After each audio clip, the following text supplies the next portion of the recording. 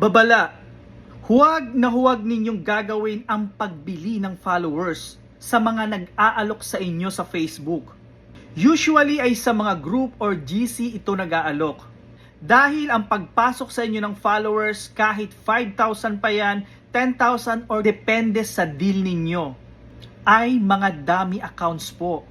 Mga hindi active na followers. Mga followers na stagnant. Ghost followers or yung mga followers na hindi gumagalaw at considered as bot or robot. At kapag na-detect ng AI ni Meta na hindi active ang mga followers na pumasok sa bahay mo, ay babawiin din po yan ni Meta. At yan po ang nakikita kong nangyayari ngayon sa ibang content creators na nabawasan ang mga followers. At meron nga pong nag-message sa akin